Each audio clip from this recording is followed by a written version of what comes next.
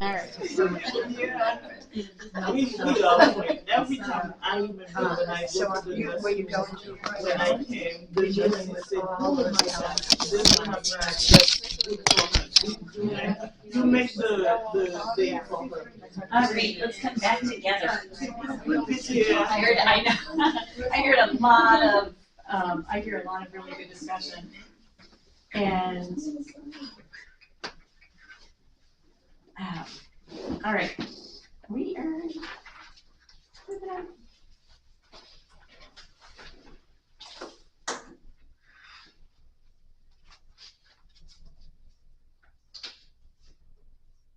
So the other two, what you smell and what you taste, those are your five senses. Those are the ways you get data into your brain. So what are they? What you see, what you hear, what you feel and do, what you smell, and what you taste. These three are your skill manipulators. These two are strong and primitive. But people with dementia are just in the opposite way, like children when it comes to sensory data.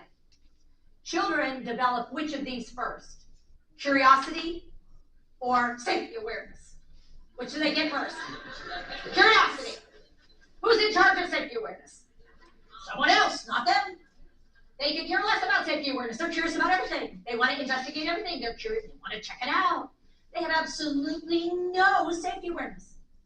Fortunately for everybody, they're pretty well padded. They have pretty quick reflexes. They don't have necks. Their heads sit right on top of their shoulders. They have a long torso. They've really got lots of padding everywhere for both insulation and padding. And their bones are not fragile. They're pretty dense. They bounce.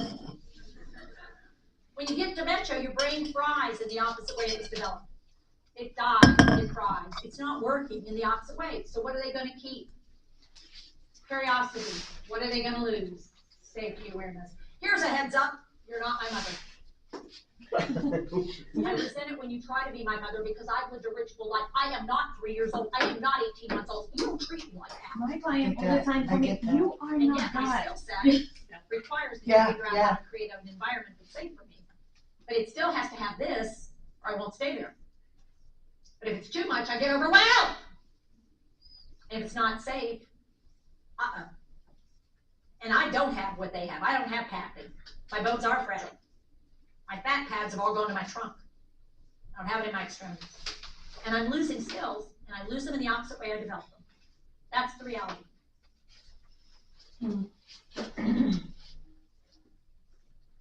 All right, so they lose in the opposite way that they develop. You guys are you thinking about some of your clients, like Shamira? I have not met your client yet, and I need to. Except they're going to be leaving us, aren't they? On the 24th. Yeah. So I guess I probably won't meet them, but are you thinking about ways that you can use maybe some of these, or this approach that this hand under hand approach and the supportive approach? And I already heard about the "you're not my mother" that kind of thing. Mm-hmm. Think about ways as you're learning this, where you can kind of avoid that confrontation. I mean, sometimes they're still going to happen, and not every interaction is going to be perfect. And that's where you stop and you rethink about and try a different approach.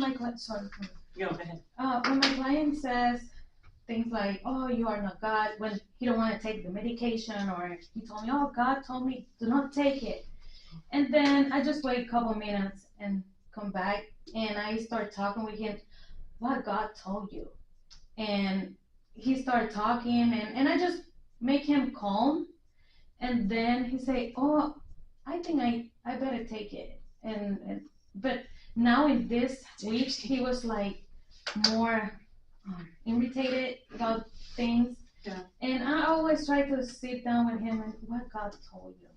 I want to know. Can you share with me? And he started talking and he get calm and he say, "Oh, I think it's time to check my sugar." And we do it, and that's how I deal with that. Yeah. And he feel like happy after that, because I think he want me to like share that experience and feel what he feel when God talked to him. Yeah. And so you're tapping into his authority figure as God. Interesting, I love that. I actually love that. What about, anybody else wanna?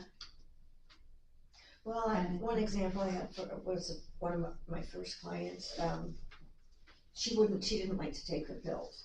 And I said, and finally, before any of this training, I figured out, well, I have to take mine. And I get mine out and take mine. And then she got to where she would take hers. Because I had to take mine. So you always wanna have water with you when you're at your clients, because we need them to stay hydrated and take drinks and say, hey, it's time to drink our water. Yeah.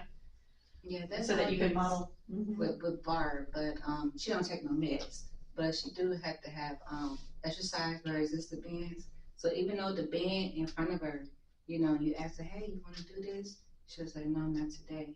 But then I learned once I grab mine, bring mine, I say, hey, I got mine. You want to do it? Yeah. She's like, sure, yeah. Yeah, and if you Because I'm try doing it together. try getting rid of it. It's so hard, but try getting rid of that yes no answer. Mm-hmm. Say it's time, or let's do our exercises, Okay. instead of saying, hey, you want to do this? You've got yours, she's got hers, let's do it. And then you're doing it together. And it's a lot more fun. But it's like that with anytime you're working out, as even for us with normal brains. That's a good idea. I did that with my client too, because she needs to walk and move around, and I just bring my exercise clothes and I just change. It's time. Let's go to the park. And she looking at me like, okay, I guess, right? And we go and walk, and then I change again and we drink water. But I got my weight. Yeah. At their home, I got my elastic band and all that stuff, and I love that. I feel bad sometimes, but I say, oh my god. And when I don't remember, hey, and she point at me like, it's time. Yeah, I love that. Oh, that is good. That is awesome. Have you, so just a quick little review is your, for all your senses, there's the curiosity and the safety awareness. So that's where sometimes it's important to keep the Neosporin or the Voltaren away, because what might your client think it is? Candy, something like that. Well, what's it look like? Have you ever Voltaren tube or Neosporin? That's right, they're in a tube. But I used to take Voltaren pills Okay, for my arthritis, so yeah. but it looks like toothpaste. Ah, So kind of that safety awareness type of thing. They lose their safety awareness. Okay. Before they lose their curiosity. So they might pick up something that resembles super glue or caulk. They might pick something up thinking it's toothpaste. So we don't want that to happen. Barb, she pick up super glue like it's her marker to write on her board. Yeah. Yeah. Yeah. She thought it was her marker, but it was glue. Yeah, so we want to make sure we get that out of the way. Yeah, I put it up. Yeah.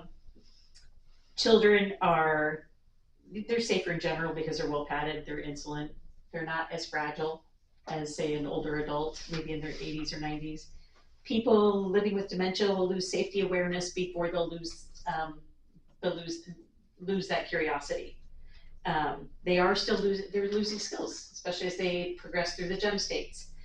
They are, but they're still seeking out things and activities of interest, especially if you've got one that wanders. We have one that's over near off of Maple Crest, I think, where she tends to wander, especially if her family's not around. And that's I why have a we're question there. about that before you go any further, Jamie. In my case too, she's beginning to wander. Now, she rarely will leave the house, but she'll mess with your head. She'll get up and say, I have to use the bathroom, and then I find her at the front door, because when she uses the bathroom, I use the bathroom. Yeah, so near the end of this, we could always brainstorm those types of things, and what can we do to maybe distract her or to, Well, because they've had a lifetime of independence. Yep. And they're losing that independence because of safety issues, because they need to be safe, and they don't want us to be their bosses or their mamas, like you already heard. What about, have you ever had an interaction with a child where they started to do something unsafe because they were curious? Yeah, the outlet. What's that? The outlets on the wall. Yeah, the outlets, what else? And the Small. porter. In the park? Yeah. How did you handle that? I have one, my second one, do that with my mom since two days ago. He was playing in the playground, but he likes watching Blippi. You know, Blippi, when Blippi doing the stuff, they have play mat in the videos.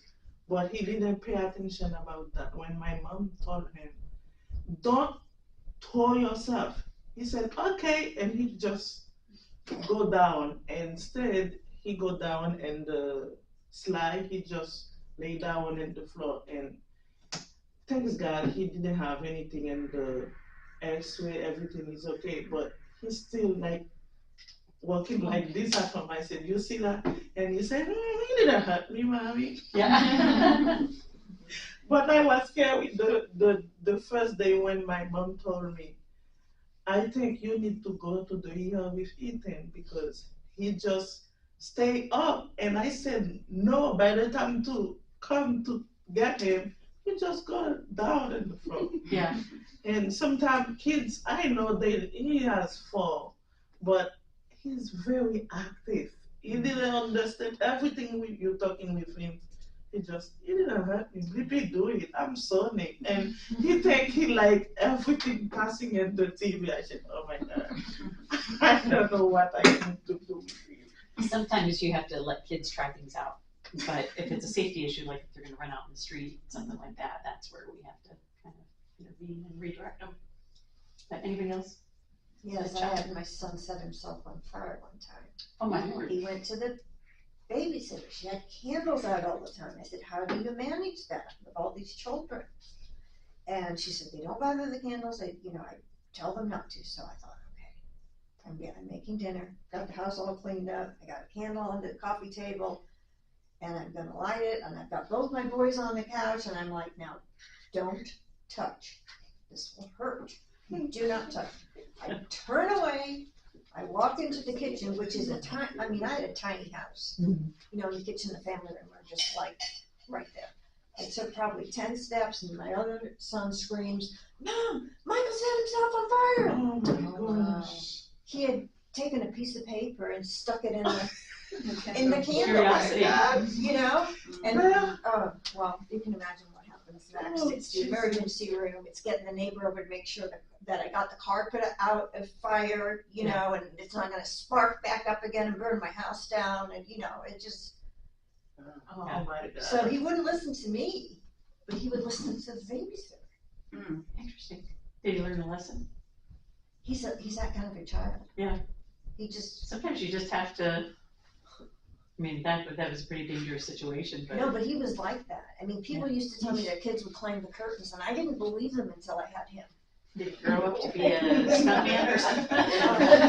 Yeah. That's a kind of lesson. Well, My son one time, you ever saw the movie Dennis the Menace? Yeah. Yes. Oh my God, you can imagine. That was in Puerto Rico. He was at school, and I received a call that they couldn't find my son anywhere at school. So he get into the woods. Oh my God! And he was he built like a little house with wood, with like